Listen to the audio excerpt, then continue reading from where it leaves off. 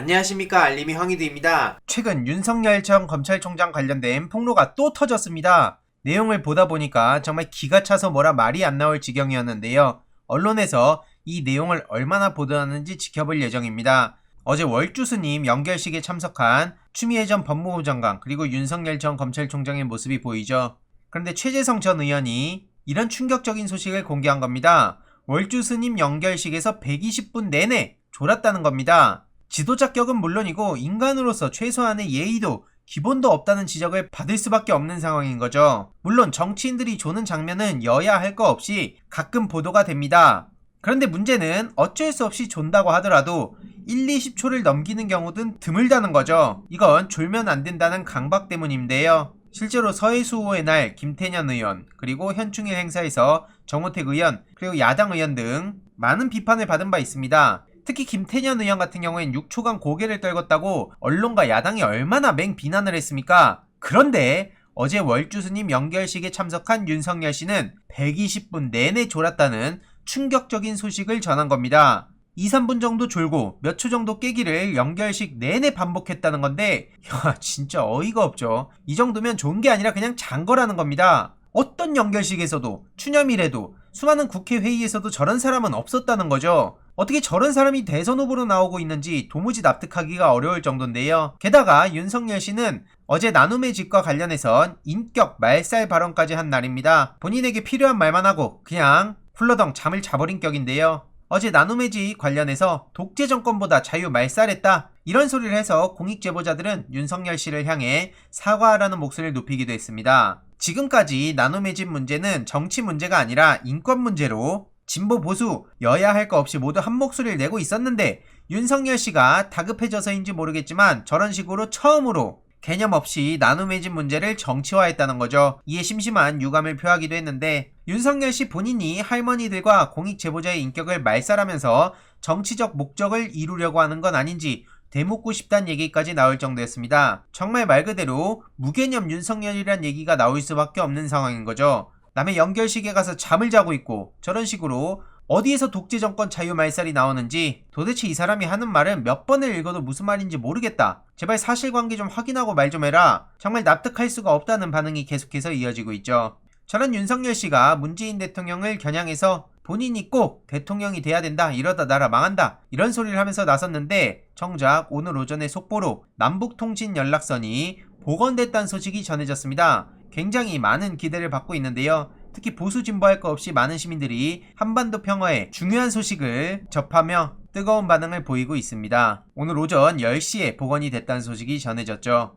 그래서 문재인 대통령과 김정은 위원장 간의 친서 소통 소식이 전해지기도 했습니다. 14개월 만에 다시 복원됐다는 소식인데요. 이는 남북 모두 한반도 프로세스를 재가동하겠다는 강력한 의지의 표현으로 볼 수밖에 없는 거죠. 이로써 남북관계에 새로운 동력이 마련된 상황인데 조 바이든 미국 대통령과 문재인 대통령이 만나 남북 대화와 관여, 협력에 대한 지지 공동성명 명시를 이끌어내지 않았습니까? 이 남북관계의 자율적 공간을 넓힌 지 2달여 만에 구체적 성과를 가져오기도 했죠.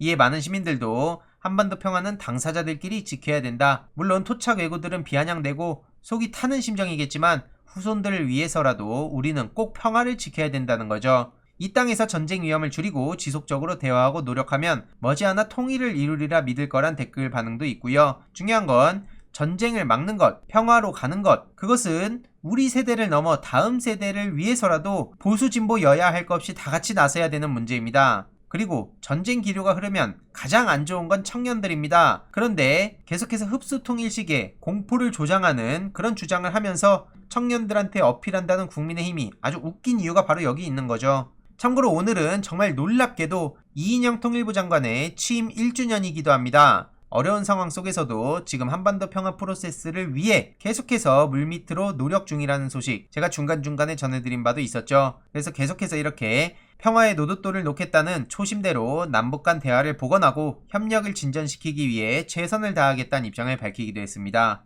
통일부는 앞으로 북한과 하루에 2번씩 전화할 거란 입장을 밝히기도 했는데요. 온 결에 기쁜 소식을 전할 수 있길 기대한다며 이에 많은 시민들도 격하게 호응하고 있는 상황이죠. 북한에서도 남북통신연락원 복원 소식을 전하며 관계 발전에 긍정적 작용할 것이란 입장을 밝혔습니다. 이걸 보면 어떤 생각이 드십니까? 저는 바로 이준석 씨가 떠오르더라고요. 이준석 대표는 통일부 여가부 폐지하자는 주장을 한 바 있었죠. 바로 그것도 7월 초 약 3주 전에 말이죠. 이에 이인영 통일부 장관은 당시 이게 당론이냐라면서 강하게 발끈하기도 했었는데요. 이인영 통일부 장관을 제외하고도 여야 모두 비판을 쏟아내기도 했었죠. 당시 이준석 씨는 무슨 작은 정부론 타령하면서 이걸 어떻게든 넘어가려고 했었지만 사선 중진이자 국민의힘 내부에서 대외협력위원장을 맡고 있는 권영세 의원도 이준석 대표를 공개 저격하며 상황이 굉장히 이준석 대표를 비판하는 쪽으로 몰려갔습니다. 통일부는 존치돼야 된다고 저렇게 입장을 밝힌 바 있고요. 분단을 극복하는 과정 중에서 통일부의 역할은 남북한 간 교류협력을 담당하는 거라고 설명을 했습니다. 한마디로 이준석 대표가 정치적으로 저렇게 말 같지도 않은 소리를 한 거에 대해서 일부 지지자들 사이에서도 경악하는 반응을 보이기도 했었죠. 이런 소식을 보며 그간 무슨 대선 후보가 공부 중이라는 사실, 혹은 따릉이 타고 다니고 있다는 사실, 이런 가치없는 소식들을 열심히 받아쓰던 언론인들이 이런 중요한 기사를 얼마나 받아쓰는지 우리가 두 눈 부릅뜨고 지켜봐야겠다는 생각이 들고요. 포털엔 또 얼마나 많이 상위에 노출되는지도 지켜봐야 된다고 봅니다. 지금 여기저기서 굉장히 중요한 소식이기에 차마 외면을 쉽게 할 수는 없을 거라고 보이는데요. 포털 상위에 노출돼서 더 많은 소식들이, 그리고 더 많은 시민들에게 전달이 돼야 된다고 생각합니다. 이 한반도 평화는 김대중 전 대통령을 비롯하여 노무현 전 대통령, 그리고 문재인 대통령으로 이어지는 굉장히 중요한 역사적 가치입니다. 이런 상황에 최근 민주당 내부에서 민주당 정신을 훼손시키는 이들로 인해 분노에 차오른 시민들이 굉장히 많은 상황이죠. 그래서 겉과 속이 다른 정치인들의 명단을 속 시원하게 공개해달라는 분들이 계신데요. 이참에 확 엎어버리고 싶은 심정은 저도 잘 이해하지만 현실적인 대안을 계속 모색해가며 당내 시스템을 바꿔가고 다음 선거를 준비하는 쪽에 총력을 다해야 하지 않을까 생각합니다. 실제로 내부에서도 저를 안 좋게 보는 분들도 엄청나게 많다는 걸 저도 잘 알고 있는데요. 그럼에도 불구하고 그냥 좋은 게 좋은 거지라고 넘어가기엔 지지자들의 최근 영린을 건드린 심각한 상황이라고 봅니다. 어차피 수박들 눈치 봐서 뭐해? 시민들 있지 않냐? 강한 의지 가지고 앞만 보면 되지 뭐가 말이 많냐? 이런 분노를 표출하시는 건 저도 충분히 이해합니다만 현실적으로 그걸 걸러내는 것도 굉장히 어렵고요. 개인이나 혹은 소수파가 튀게 된다면 당장은 지지하는 분들이 생길지 몰라도 결국 만족할 만한 결과를 내는 것도 어렵고, 그러다 보면 시간이 지나면서 안팎으로 고립되는 리스크만 커질 우려가 있다고 생각합니다. 물론 그렇다고 비판하지 말고 다 감싸주자는 얘기는 전혀 아니고요. 당내 민주주의를 위해 기존 당원 당규 등을 어떻게 바꾸면 좋을지, 이미 드러난 열리라고 소통에 적극적인 정치인들에게 어떻게 힘을 실어드리고 그들을 중심으로 주변 사람들이 붙게 만들지 등을 계속 고민 중입니다. 당장은 답답하신 거 저도 잘 압니다만 안정적인 한 걸음이라도 차근차근 나아가며 내부 분위기와 대세 흐름을 전환시켜가는 게 좋지 않을까 생각하고요. 계속해서 관심을 가져주신 분들 덕분에 민주당의 정체성이 이렇게까지 유지된 거라 생각합니다. 그간 최대한 당 내부와 지지자들 사이를 연결해보려 했지만 헛바퀴만 열심히 돌린 게 아닌가 싶은 생각도 가끔 드는데요. 그래도 좋은 소식들이 중간중간 전해지는 걸 보면 많은 시민들도 동력으로 삼을 수 있지 않을까 생각합니다. 추가적인 소식들 계속해서 전해드리도록 하겠습니다. 이번 내용도 유익했다면 구독, 좋아요, 알림 설정, 멤버십 가입 정말 큰 힘이 된다는 점 말씀드리고 싶습니다. 이번 내용도 주위에 널리 공유 부탁드립니다.